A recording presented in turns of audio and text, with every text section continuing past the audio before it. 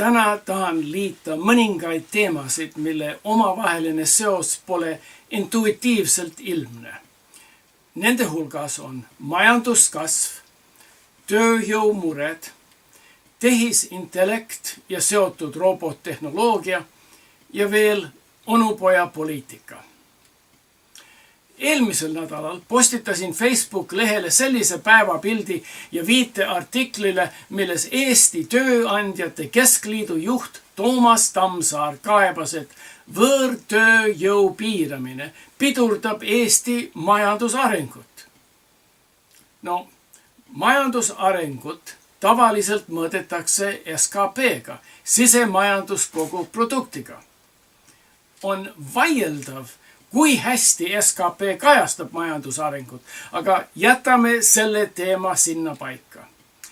SKP on summa, mis liidab kõik riigi toodete ja teenuste hinnad teatud ajavahemikus. SKP-d võib kah mõõta sissetulekute summaga ja teoreetiliselt mõlemad rehkendused peaks jõudma samale arvule. Sellest arusaamast mõtleme nüüd, millist jura Tamsar ajab. Tema jutu järele peaksid firmad värbama väiksema palgaga võõrtöölisi selle asemel, et tõsta eestlaste palkasi tasemele, mis eestlasi tööle meelitaks. Sellega tööandjate kasumid tõusevad, aga tööliste palkade arvel. SKP muidugi tõuseb kah, sest tööandjate kasum tõuseb ja seega tööandjate sissetulek. Aga kuigi SKP tõuseb ja seejärel majanduskasv on võõrtööjõuga seotud, SKP elaniku kohta langeb, sest vähemat palka saavad töölisi on tublisti rohkem kui tööandjaid. Sellega veel seotud on see, et immigrantidega kasvab rahva arv ja SKP elaniku kohta langeb veelgi. Positiivne majandusefekt oleks muidugi suurem, kui tööandjad jagaks suurema osa kasumist oma töölistele. Sellega SKP elaniku kohta tõuseks. Seda rohkem raha ringleb toodete ja teenuste ostmiseks, seda suurem on majanduskasv. Minu arust ükskõik mis poliitika paneb ettevõtjad kõrgemat palka pakkuma kohaliku eestlastele, on nii majandusele kui ka ühiskonnale hea. Las võõrtööjõud jääb võõrsile ja andke omadele head palka, et meil immigrante poleks vaja. Tööliste küsimus kerkis mul eelmisel nädalal ka teises kontekstis, kui vahetasin e-maile ja telefonikõnesid ajakirjanikuga, kelle huvi oli tehisintellektist ja robotiseerimisest. Mina kirjutasin talle paar lõiku oma arvamisest. Tuleviku ennustamine on väga keeruline ja harva õnnestub, aga ma arvan, et võime olla päris kindlad, et robotid ja tehisintelligents hävitavad palju töökohti. Minu elu jooksul kaovad nii kaugveo autojuhid kui ka taksojuhid ja bussijuhid. Kindlasti kaovad palju laohoidja töökohti ja monteerija töökohti. Praegu on idamaades hotellid, milles toa teenindamine on robotite hooldes. Tänu robotile pole keerulises kirurgias enam vaja vilunud kirurge. Tänapäeval on traktorid varustatud GPS-iga, mis iseseisvalt künnavad, külvavad, pritsivad, väetavad ja lõikavad vilja. Talupidaja ei peagi traktorisse ronima. Restoranidesse arendakse praegu robotkokad.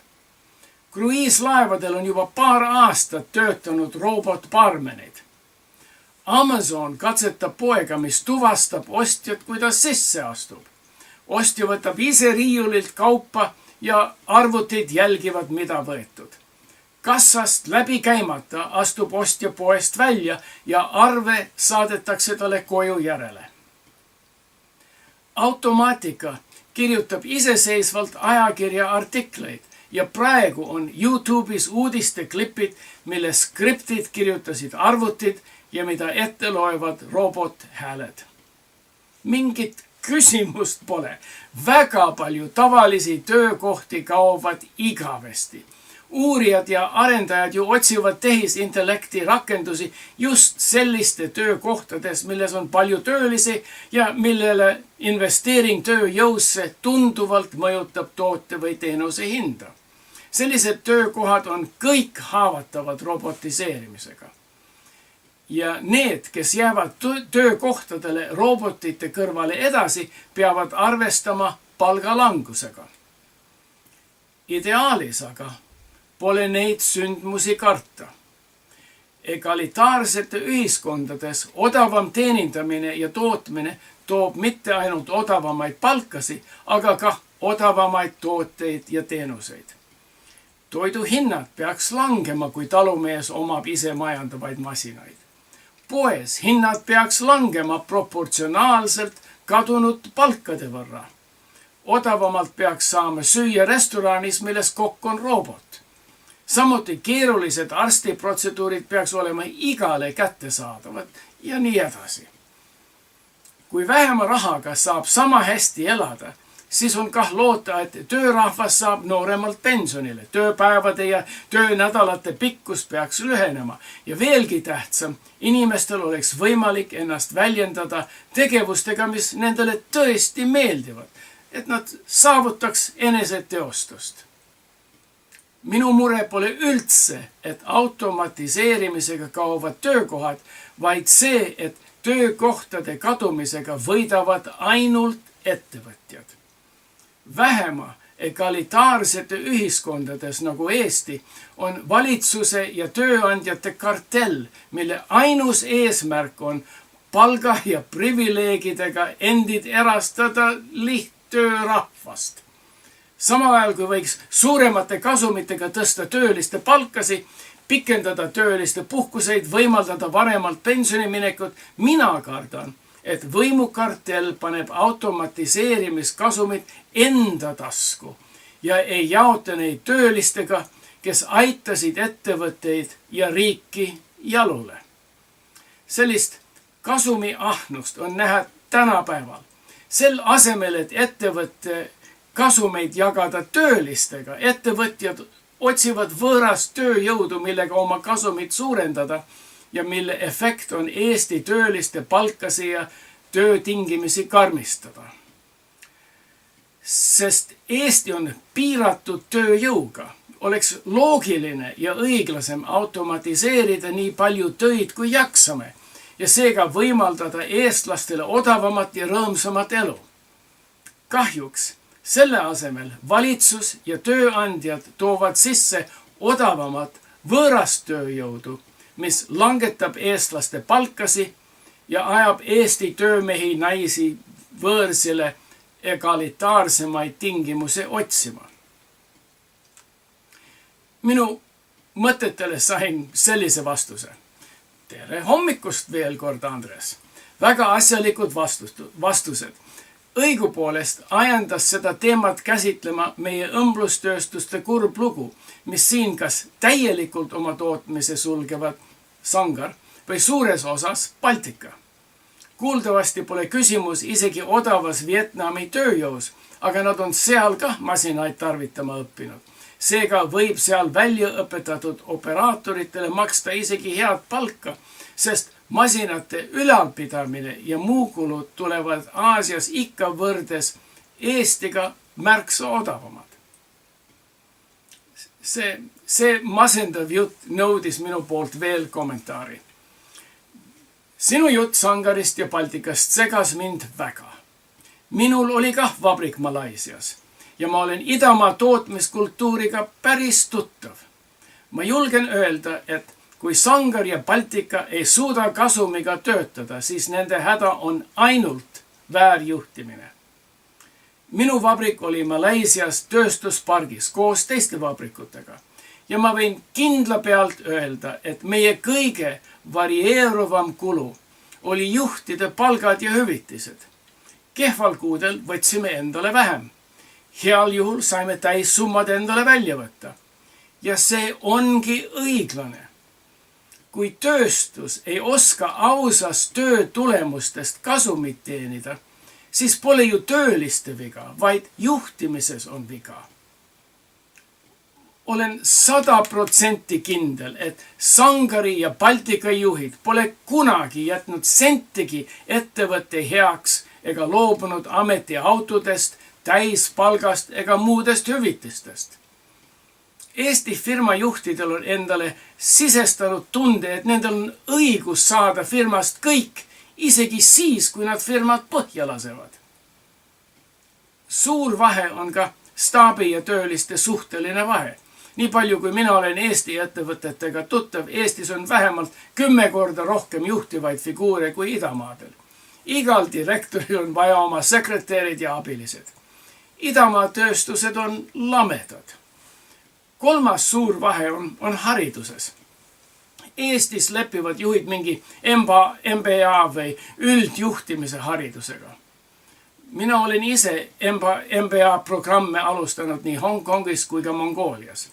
Ja ma olen alati öelnud nii õpilastele kui ka ülikooli juhatajatele, et mõttetumat programmi pole. Mitte ühelgi ettevõttel pole vaja üldjuhtimisoskustega pealikud. Pole olemas näiteks üldtreeneri haridust. Jalgpall vajab treenerit, kellel jalgpallikogemused. Korvpall nõuab korvpallioskustega treenerit.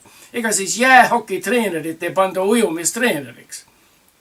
Samuti õmblusvabriku juhil on vaja rõivate valmistamiskogemusi. Plastmass tootmiseks on vaja survevalu kogemusi ja nii edasi. Idamaadel on põhimõtteliselt perekonnakesksed ettevõtted, isegi suured nagu Samsung. Perekonnaliikmed on kõik töötanud ettevõttes ise ja teavad nii seadmetest kui ka tööliste võimetest. Masinate ülalpidamist ei tellita kõrvalettevõttest, vaid tehakse ise koha peal oma juhtide teadmiste ja tööjõuga. Eestis muidugi meie nolkjuhatajad ei oska ju tehnikast midagi ja on sunnitud tellima kõik teenused ettevõttest väljapoolt. Ja muidugi selliste summade eest, mis toovad kasumit ainult nende võõrfirmadele. Ausalt, kui nad suutsid head ettevõtted välja suretada, siis mul on töötajatest kahju, aga mitte iialgi ei hakka kahju juhatajatest ega investeerijatest. See kirjavahetus illustreerib minu tähelepanu Eesti ettevõtetest ja ka valitsusest. Sageli on juhtimises puudusi ja me kõik oleme seda kohanud. Näiteks, kas teie olete kunagi töötanud inimestega, kes ei ole nii head või targad või osavad, kui nad ise arvavad? Mina küll olen. Ja ma tean, et see võib teid üllatada, kuid statistiliselt on sellised inimesed tõenäolisemalt mehed kui naised. Haridusest me seda juba teame, sest me loeme ju kogu aeg, et naistel on kõrgem haridus kui meestel.